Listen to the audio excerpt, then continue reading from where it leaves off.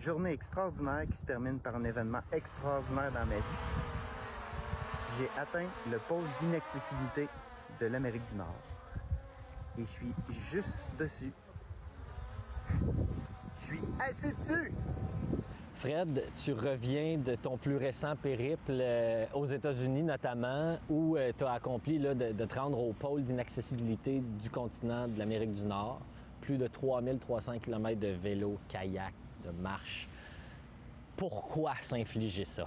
Parce que ça me rend heureux, parce que c'est ma job, parce qu'après ça, je reviens avec ces images-là, cette aventure-là, puis là, je donne des conférences, j'inspire des gens à réaliser leurs défis, je leur donne des outils que moi, j'ai pu expérimenter.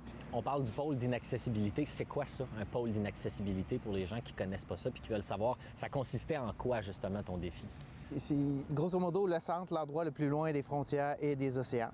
Donc, c'est de partir de l'océan, de choisir le trajet qui me plaît le plus.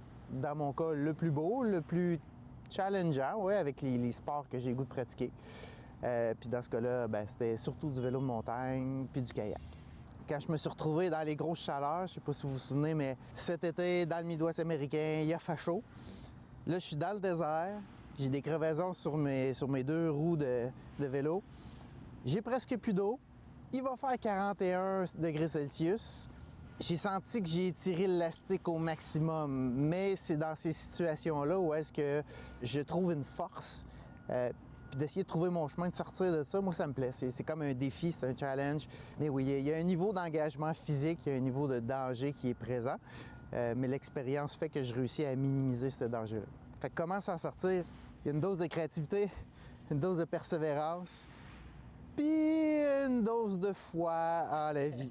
On peut imaginer qu'en arrivant là, ça fasse comme « Wouah! » Puis il y a des feux d'artifice, puis c'est la plus belle journée de ta vie, puis j'aurais aimé me sentir comme ça, mais pour moi, la réalisation, le succès, il est dans chacune des journées, à chaque fois que j'ai réussi à me dépasser, parce qu'il y a le chemin facile, puis il y a le chemin difficile. La réalisation n'est pas dans le chemin facile, elle est dans le difficile.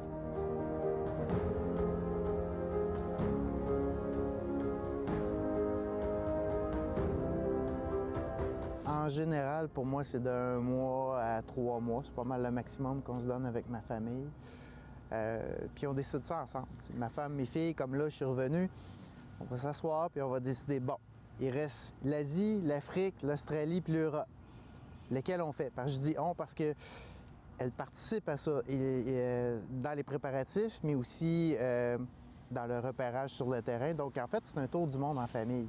J'avais dit 1 ou 2 ans. Il faut qu'on voit ensemble qu'est-ce qui est possible. L'Asie, le pôle, il est en Chine.